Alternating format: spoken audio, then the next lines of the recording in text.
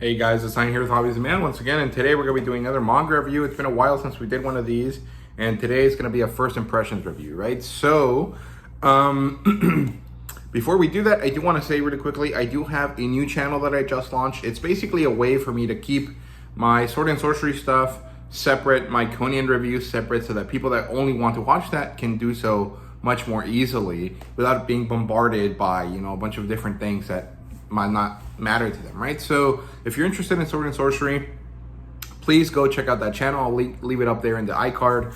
And yeah, that's basically it for that. So today we're gonna be looking at I Want the Gal Gamer to Praise Me, #1. This is a really fun, really easy to get into manga. However, there's some issues with this edition. First of all, well, actually, let me do the book facts first. So it's written by Geshumaru, and if I remember correctly, this was published via Twitter and Pixiv, and then eventually collected into a manga, like into a physical format, right? And it's published by Yen Press, and the demographic here is shonen. The genres here are rom-com, and basically whatever the teasing girl manga genre is, it's also that, right? So think My Dress Up Darling, Nagatoro-san, that sort of vibe, right? Hokkaido gals are adorable, that sort of stuff, right? Which is similar but slightly different from like Komi Can't Communicate, right? Where it's more of a generic, just general romance story where the female character doesn't really have like an extra dimension to her personality, right?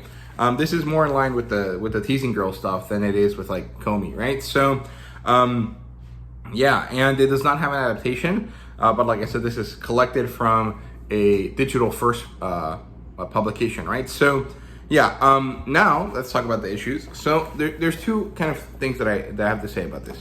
First of all, the original Japanese edition that was published digitally, like the right way to do this, the way that the author intended it to be, had spot coloring all over it, right? So the male character's hair usually would be this like blue color, and the female character would have pink highlights in her hair to match what she looks like out there, right? And in this edition, they chose not to do that. And so this is a lesser version of what we're supposed to get, right? Of what is like accessible. And someone asked Yen Press why they did this, right? And they said that it was because the Japanese tankobon also didn't have the spot coloring. And I don't think that is a good reason to do that, right? Because if you wanted to do it exactly like the Japanese tankobon, you would not make it this size. You would make it, that tall, that wide, right? To match the proper Japanese size. And so we know that American publishers don't care about making it the same as the Japanese experience, right? So I don't see why they decided to not give the spot coloring here. My understanding is that in Japan, only the digital version, the one like the tankobon that is sold digitally, does have the spot coloring, but the one that is still sold physically does not. My understanding is that the American editions don't have that difference, so we get the lesser version twice, right? The digital edition doesn't have the special spot coloring. The physical doesn't have the spot coloring either. And I don't like that. This is a $13 book. This deserves to have every special little thing about it possible inside this book, because that is an insane amount of money to pay for this, right? The other issue that I had with this is that it seems like there was no real work done to make this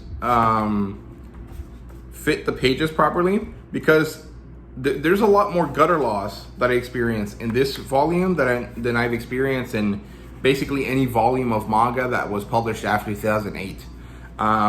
This almost feels like Tokyo Pop made it, and it's like a 20-year-old manga in terms of like how it's constructed, the feeling of the spine, and how bad the gutter loss is, and the fact that things aren't moved outwards on the page in order to make it easier to not have gutter loss.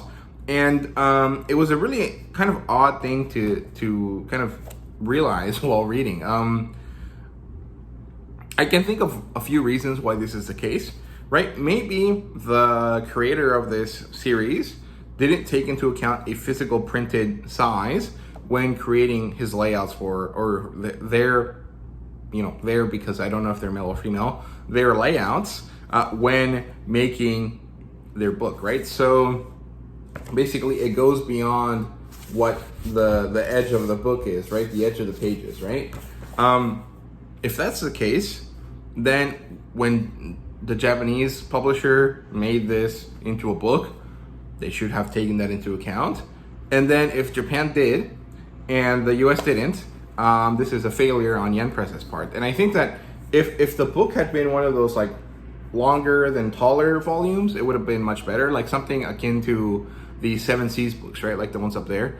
That would have been better. So there are two major issues with the ergonomics or the physical feel of this book, and also with the content value of this book, right? So those are two problems. However, the story is really, really fun. I actually really, really like it. So it deals with this guy called Raito Sasaki, and he's this kind of like sad, shut-in guy. He kind of got tired of school, and because it's Japan, he just kind of stopped going, and it seems like he doesn't have parents or something, and so he just stopped showing up. He basically spends all his day playing video games, but he actually is really bad at them, well, he's not really bad, but he's not very good at them either. And so video games are the only thing that give him pleasure, but he's also not good enough at them to really feel very happy. And so he decides to ask a pro gamer that he kind of has a chance with, in the sense that there's someone that is willing to help him for like an acceptable amount of money, right? And he hires them. When she shows up, it turns out that it's a girl, it's a gal, and she's also nearly the same age as him and goes to his same school, right? And so they develop this friendship alongside their training together. And because this girl is a really pretty gal, Raito is struggling with, the fact that, she teases him, but also she's super hot, but also she's kind of like unaware of the effect she has on him. And it's that kind of manga, right? And it's really fun, really enjoyable. I really like it. I think it's very cute and wholesome, and it definitely gives you that like relaxing vibe that you kind of want, right? This gal girl, her name is Rion, and I really enjoy that they have really cute moments between them. And then she manages to convince him to go back to school, and when he's back at school, he remembers this old friend of his. And then he sees that his friend is also at the school. She approaches him, and it's one of those classic Japanese things where it's like, oh, you're a girl? I thought you were a boy when we were little. And then it shows you why. And it's because, well, she just looked like a little boy, right? So, and so now our, harem protagonist has two harem girls. And we'll see how that goes. And it's going to be really fun. However, I don't think I'm going to continue to buy this physically just because of all of those issues that I mentioned. And the price just does not justify, a physical book that doesn't feel very good, and also with less bells and whistles than it really should have had, right? So that's really all there is to say. I mean, it was mostly me complaining, but I do think that the story is really good. I would say get this digitally just because it's cheaper, right? If you get this on Amazon, it's $7. That's half the price.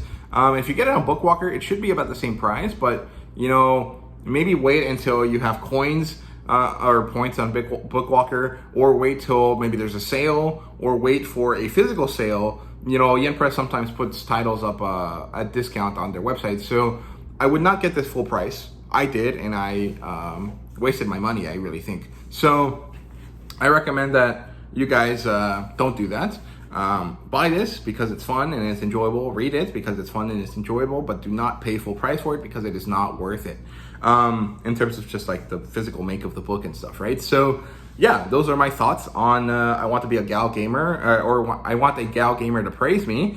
And there really isn't too much else to say. So I hope you guys enjoyed. Let me know what you thought. And thank you guys very much for watching. See you guys later.